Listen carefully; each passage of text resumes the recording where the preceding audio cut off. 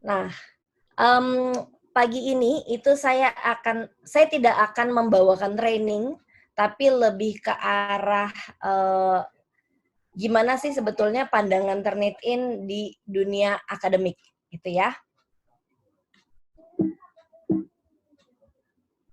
Oke, jadi biasanya, di dunia akademik itu biasanya banyak yang nanya, gimana sih sebetulnya cara menangani Turnitin dan lain sebagainya, kemudian seberapa efektif Turnitin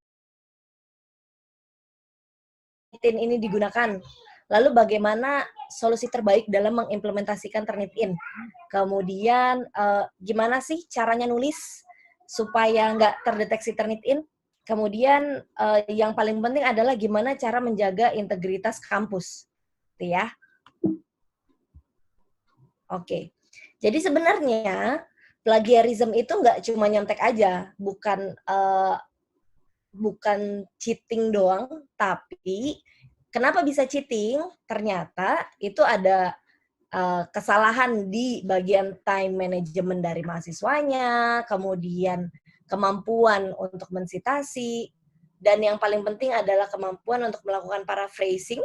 Paraphrasing itu atau dengan mengganti kalimat, menggunakan kalimat kita sendiri, kemudian cara kita menjelaskan argumen di dalam paragraf, kemudian berpikir kritis, kemudian bagaimana menyuarakan pendapat, lalu tata bahasanya, dan kolaborasi antar penulis. Itu juga merupakan salah satu masalah, ya.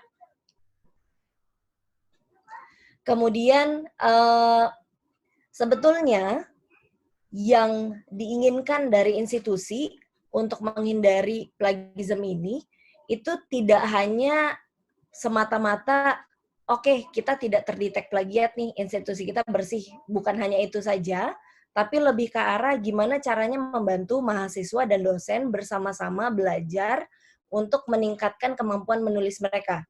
Dan itu nanti tidak hanya menguntungkan institusi saja, tapi efek sampingnya juga menguntungkan mahasiswanya sendiri. Supaya nanti future-nya lebih cerah, kemudian kenapa? Karena dia bisa menulis lebih baik. Ya, imbasnya ke reputasi kampus. Oke, kita masuk ke Turnitin-nya. Jadi sebetulnya produk yang dilanggan oleh UIN Alauddin itu namanya Feedback Studio. Turnitin itu sebutan aja. Oke. Kemudian biasanya ditentukan nih sama kampus maksimal tuh berapa persen. Sebetulnya persentase itu tidak hanya semata-mata oke, kalau misalnya ternyata kampus maksimalnya 25%, lalu nilai saya 30 atau 45% persentasenya, similarity-nya.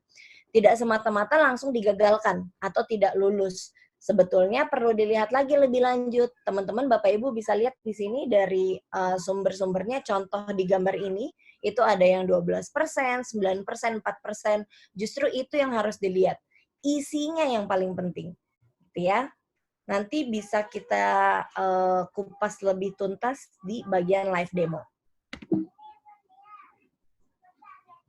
Kemudian kalau misalnya teman-teman Bapak Ibu menggunakan Turnitin, ini tuh udah paling canggih yang ada di pasaran ya. Jadi Bapak Ibu teman-teman membandingkan dengan 165 million articles, kemudian student paper-nya itu sudah mencapai 1 billion as of this year, kemudian bisa mencegah copy paste culture. Kenapa?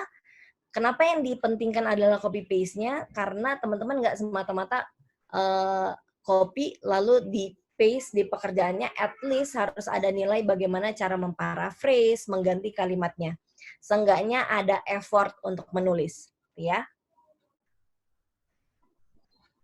Kemudian Turnitin sendiri, kami sudah membantu itu lebih dari 15.000 institusi dan lebih dari 30 juta mahasiswa.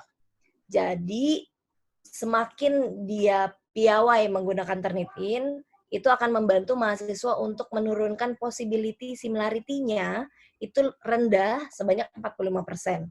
Kemudian, untuk membantu mahasiswa untuk meningkatkan kualitas penulisan dia, itu membantu sebesar 81%.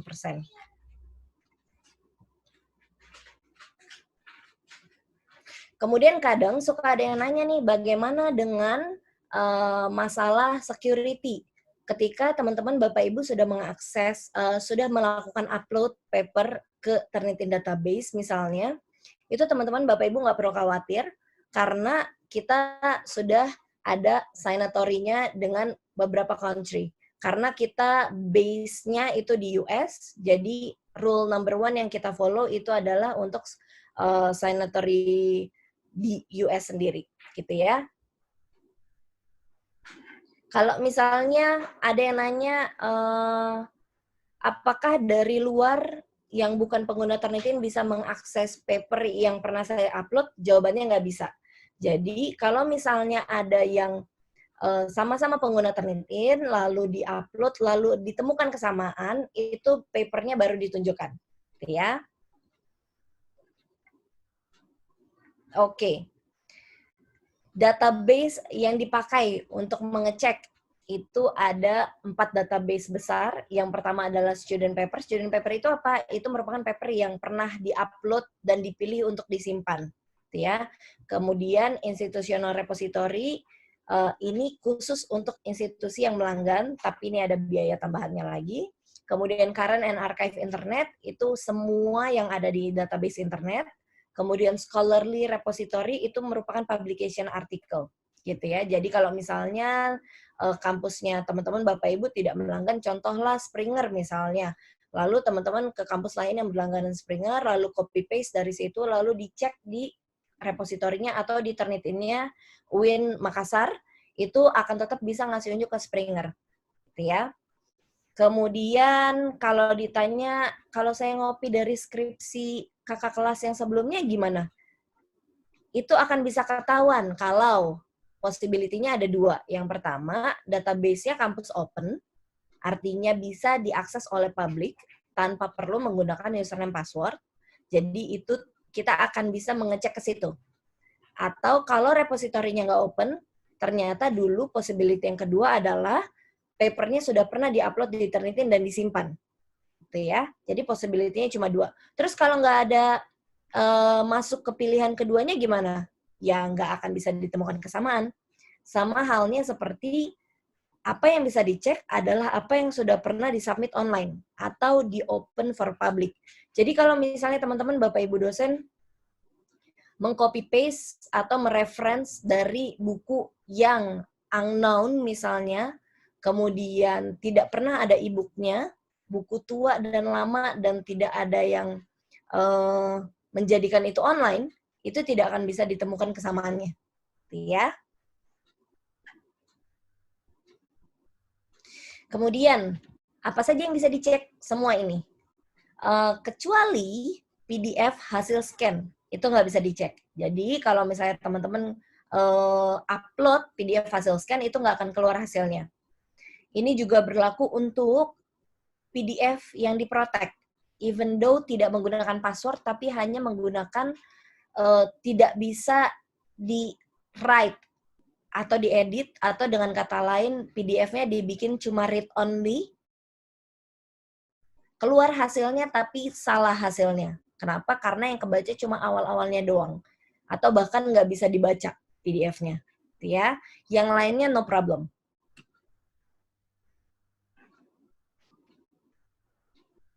Oke. Kemudian,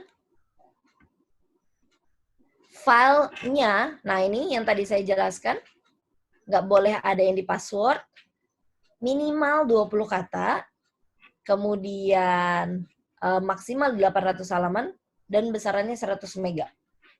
Terus ini include, size-nya itu include semua image filenya.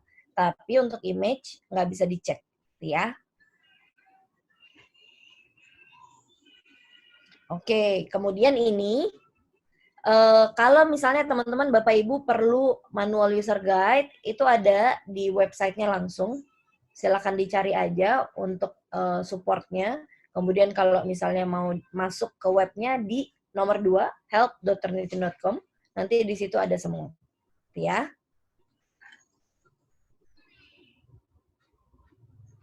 Oke.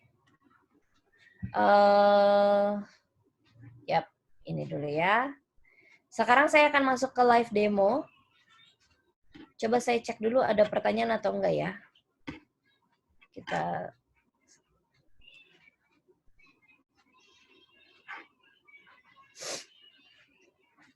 ada pertanyaan enggak ya? Enggak ada ya? Nanti kalau ada pertanyaannya dipanggil aja. Oke. Saya akan kasih lihat cara baca hasilnya. Ini yang biasanya ditanyain sama Bapak Ibu dosen dan teman-teman mahasiswa. Ya.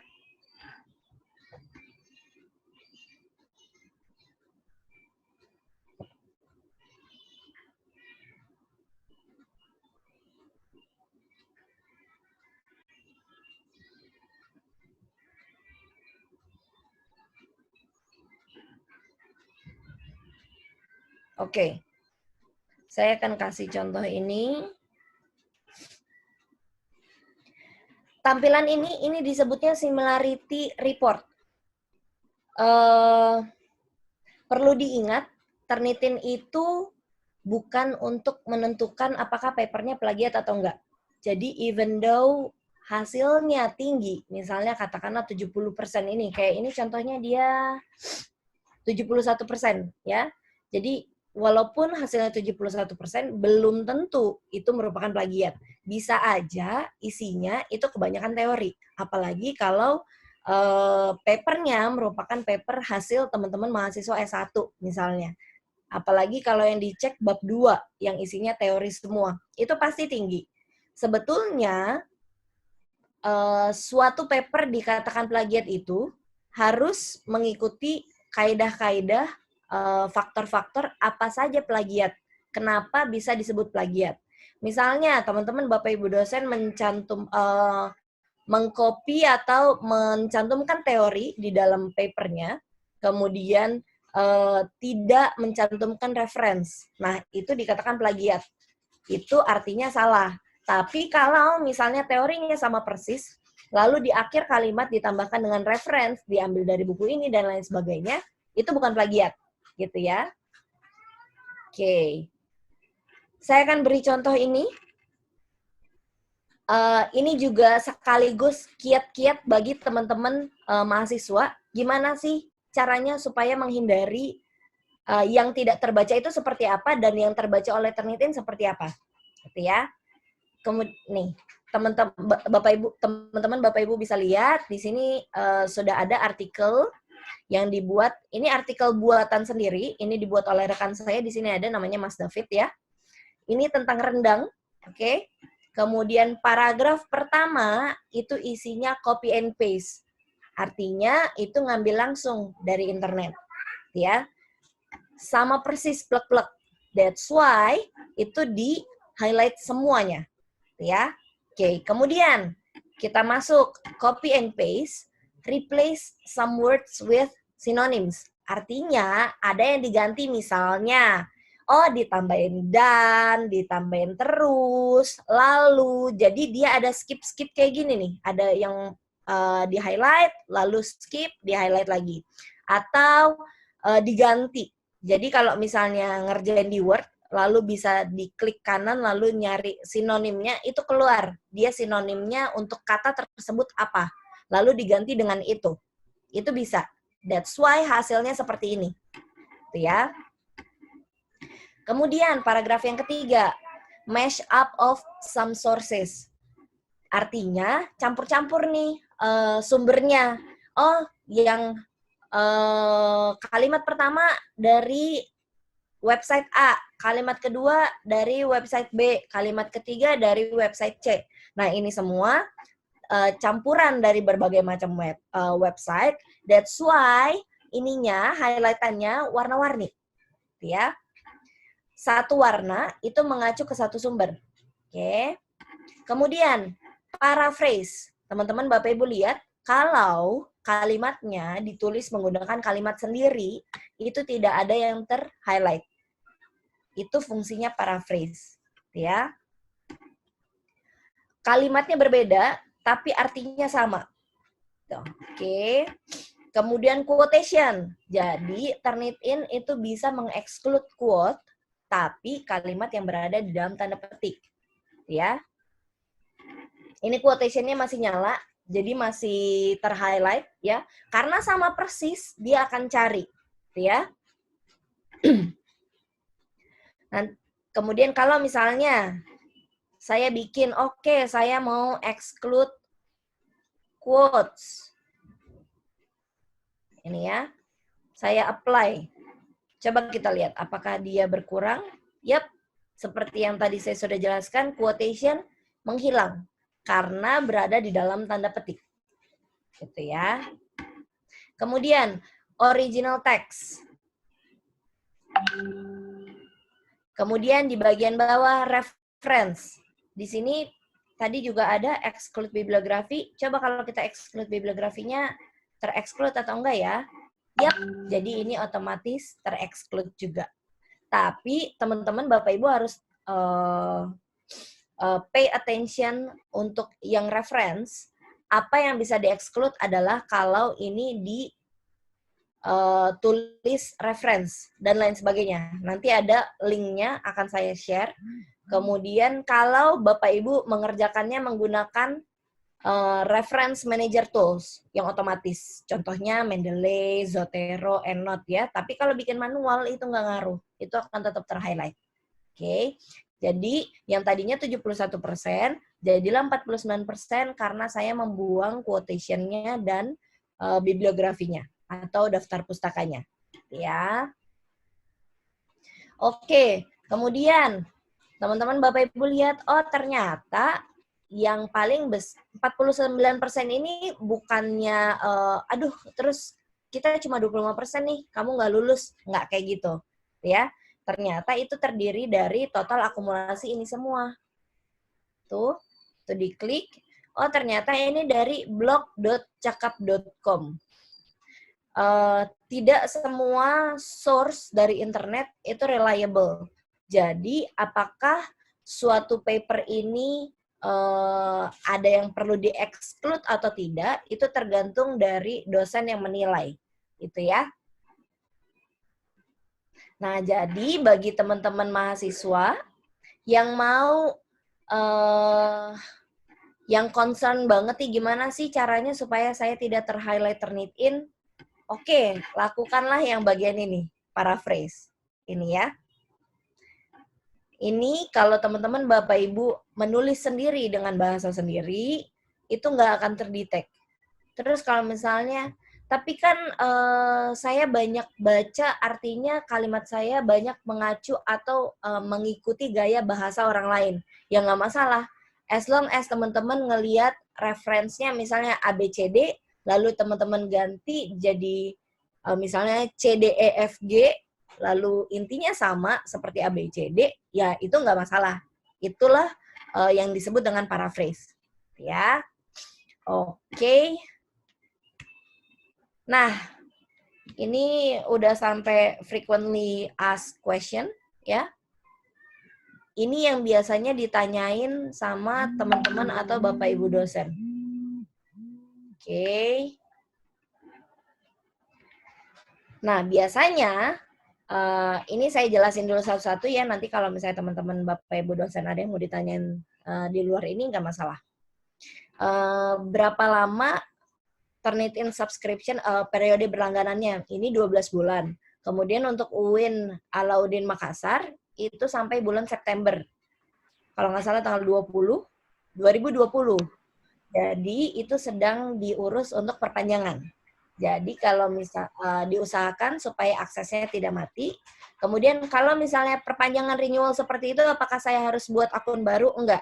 Jadi teman-teman Bapak Ibu dosen tinggal melanjutkan akun yang lama. Nanti dia akan otomatis renew mengikuti subscription-nya kampus. Kemudian kalau ditanya apakah Turnitin ada membuat atau underline berapa besar sih maksimal batasannya untuk persentase yang di-accept oleh Turnitin. Itu jawabannya tidak ada. Kenapa? Karena sekali lagi Turnitin bukan untuk mendetek plagiat, tapi dia untuk mencari kesamaannya di mana. Yang mana kesamaannya bisa saja sama persis dengan teori. Kemudian undang-undang hukum kan nggak bisa dirubah ya. Kemudian teori rumus itu juga sama, tidak bisa diapa-apain. Jadi dia akan tetap ngasih lihat kesamaannya di mana. That's why Turnitin tidak untuk menangkap plagiat. Tapi kalau ditanya bisa nggak dia mendetek plagiat? Jawabannya dia cuma ngasih tahu berapa besar kesamaannya, lalu bisa mengindikasikan apakah paper itu plagiat atau enggak, dengan cara semakin banyak yang di-highlight atau yang di-block, itu semakin besar indikasinya dia plagiat. Gitu ya. Kemudian, nah ini jawaban untuk nomor 3 juga sekalian ya, does Turnitin detect plagiarism? Apakah Turnitin mendeteksi plagiat? Tidak, tapi bisa memberikan indikasi, ngasih tahu indikasi, ya. Kemudian similarity score shows the percentage of plagiarized content in a student paper. Show of percentage bukan, jadi cuma ngasih tahu similarnya segini. Kalau misalnya isi kesamaannya teori lalu dicantumkan reference tapi tidak dimasukkan ke dalam quote atau bukan merupakan kutipan langsung, itu ya, teori yang bukan merupakan kutipan langsung, tapi mencantumkan reference, itu bukan plagiat. Tapi akan tetap dicari kesamaannya sama Turnitin. Karena biasanya teori banyak digunakan oleh orang lain, ya. Apalagi kalau teorinya terkenal, pasti sudah banyak beredar di internet, ya. Nomor 5, apakah dosen atau instructor bisa can determine if a paper is acceptable purely from the similarity score and doesn't need to look at the similarity report? Salah, tetot. Jadi nggak bisa ngelihat dari persentasenya doang. Seperti yang tadi sudah saya jelaskan, bisa aja isinya kebanyakan teori, apalagi kalau yang dicek bab 2. Makanya ada beberapa kampus yang bab 2-nya nggak dicek, tapi ini benar-benar tergantung dari kebijakan kampus. Ya. Yang perlu dilihat justru isinya. Okay. Kemudian nomor 6. Papers in the Turnitin database are easily accessible by others, so privacy is not protected. Ini tadi udah saya jelaskan di slide tadi ya. Tidak semua orang bisa mengakses. Kalaupun ada kesamaan, dia akan menunjukkan sama dengan, sama seperti paper yang disubmit di UIN Makassar. Tapi papernya nggak bisa keluar. Dia harus request karena sudah cross institution. Jadi, itu merupakan intellectual property each customers. Jadi, nggak bisa beredar secara freely, even though sama-sama menggunakan Turnitin. Ya. Kemudian, once a paper has been submitted to Turnitin, it is in the database forever. Iya, selama tidak ada permintaan untuk di-delete. Jadi, ketika mengupload, teman-teman dan Bapak Ibu dosen diberikan pilihan apakah papernya mau disimpan ke dalam database-nya Turnitin atau tidak. Biasanya untuk mahasiswa skripsi disarankan pilihnya yang no repository, artinya tidak tersimpan. Ya, karena kalau tersimpan, itu akan dijadikan sebagai data pembanding selanjutnya. Makanya kadang atau sering kali ditemukan kesamaannya itu kayak 90%, 80%, karena sebelumnya papernya sudah pernah di-upload, revisi di-upload lagi, jadi tinggi similarity-nya. Ya. Kalau mau dihapus, kalau misalnya, ternyata kampusnya sudah tidak langgan lagi, apakah masih tetap di dalam database? Iya, selama kampusnya tidak ada permintaan untuk dihapus. Lalu, studentnya sudah tidak sekolah lagi nih di situ, sudah lulus, ya sama persis, tidak bisa, akan tetap ada di database selamanya. Lalu, kalau misalnya ternyata, waktu S1 saya simpan ke dalam database, tapi ketika saya melanjutkan S2 misalnya, atau jadi dosen atau dan lain sebagainya, saya melakukan penelitian lanjutan, lalu saya mau submit ke jurnal. Tapi datanya sudah ada nih sebelumnya di dalam Turnitin database karena kayak 50% datanya sama seperti yang sebelumnya. Apakah bisa dihapus? Bisa. Tapi yang menghapus harus admin. Admin harus request ke Turnitin dan baru bisa dihapus. Kalau misalnya teman-teman Bapak Ibu dosen hapus sendiri dari akun Turnitinnya, itu nggak akan kehapus. Oke. Ya. Oke, kita lanjut yang ke-8. All words big or small could be mistaken for sebenarnya settingan default settingnya Turnitin itu adalah 3 kata minimal 3 kata yang sama persis sudah dicari kesamaannya. Default settingnya itu 3 kata. Ini settingannya bisa diakses oleh dosen. Kalau mahasiswa nggak bisa ngakses, ya. Ini semua tergantung dari dosennya, teman-teman. Apakah menurut dosennya 3 kata terlalu sedikit, lalu bisa diperbanyak jadi 10 atau 15 atau 20, itu terserah. Ya. Tapi iya, semua kata, minimal 3 kata sudah dicari kesamaannya. Oke. Yang ke-9. Turnitin compares a paper against everything ever written. Ever written if it's open for public. Yes. Tapi kalau di close, contohnya tesis S2 UI itu di close, tidak di open, kita nggak bisa akses. Even though itu sudah pernah di write dan di upload. Tapi di write doang tapi nggak di upload, itu nggak bisa ngecek ya. Jadi semua yang open, gitu ya. Kemudian, why we subscribe to Turnitin instead of the free one on internet. Jadi sebenarnya yang gratis itu banyak. Dan lebih murah banyak. Turnitin paling mahal, iya. Tapi teman-teman, Bapak Ibu pasti tahu ya, istilah, ada 2 yang saya mau highlight. Yang pertama, no free lunch. Itu artinya tidak ada makan siang yang gratis. Kalau misalnya teman-teman Bapak Ibu upload atau submit ke yang gratis, pasti dia akan minta papernya untuk bisa dicek. Nah, setelah itu dia akan kasih hasilnya berapa persen. Kemudian apakah Bapak Ibu tahu, teman-teman tahu, paper yang sudah diupload, diapain? Itu kan, walaupun dibilang oke di-delete, tapi we never know for sure. Gitu ya. Jadi, sudah bisa dipastikan papernya tersebut dijual kembali. Itu biasanya, that's why kenapa banyak ditemukan paper-paper yang namanya bodong tapi ada di jurnal, gitu ya. Jadi namanya orang lain tapi ternyata, oh pas saya submit kok sudah ada, gitu. Nah makanya bagi Bapak Ibu dosen yang mau submit ke jurnal, berhati-hatilah untuk tidak menggunakan yang gratis. Oke.